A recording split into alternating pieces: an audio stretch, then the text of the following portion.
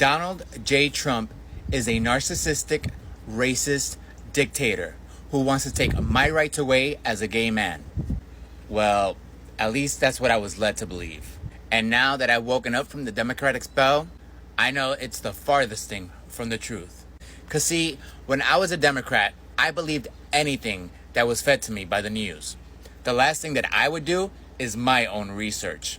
And the first thing that I believed was that he was self-centered and a narcissist. But that's because I was living my life as a beta male. And now that I've woken up from that spell, and I've distanced myself from communities like yoga communities or the alphabet community, I realize that people don't like when you don't follow the crowd, when you don't follow the herd.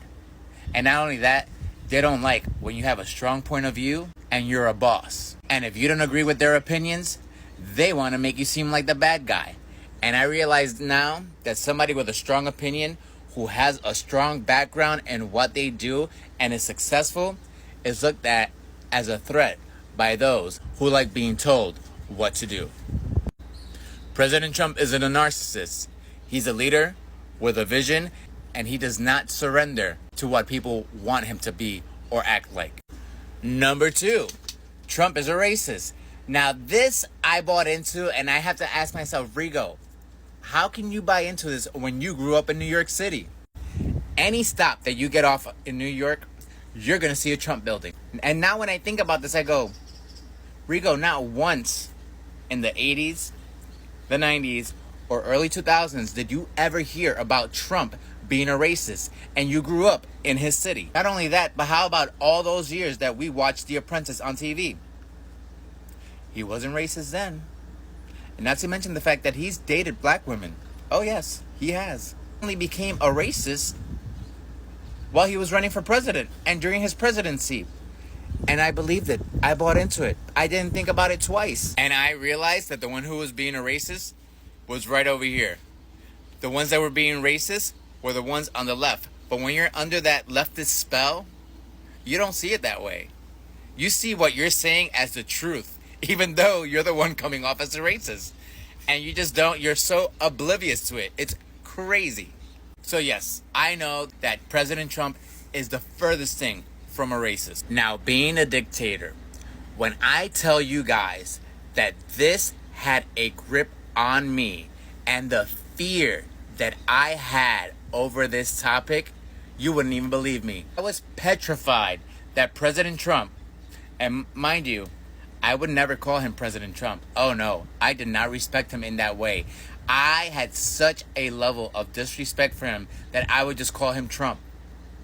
It's now that I call him President Trump, and I say it with pride because I realize, wow, Rigo, you're being a dick. But when I tell you guys, I lived in fear that President Trump was going to be a dictator, it's no joke.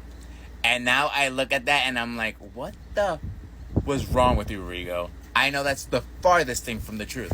It's crazy for me to think that just a short few years ago, I had these thoughts and these belief systems that I thought would always be in place.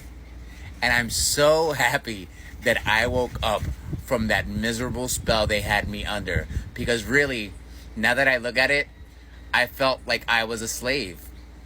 I didn't even know it. I had no idea that I was enslaved by this party. And in the same way in my last video where I debunked myths about the MAGA community, I had to make a video debunking the myths that I believed about President Trump. Only thing I fear now is President Trump not becoming president. Waking up has restored my patriotism for this country. Waking up has made me respect the American flag. And waking up made me respect President Trump in a way that I never thought possible. And once again, I want to thank the MAGA community for accepting me with love and open arms. And I want to thank President Trump for being the alpha male that this country needs. Because if it's something that this country could use a little bit more of, is some masculinity. And yes, this is coming from the gay man, letting you know that he feels 1,000,000 times safer under the presidency of Donald J. Trump. Have a beautiful day, and Trump 2024.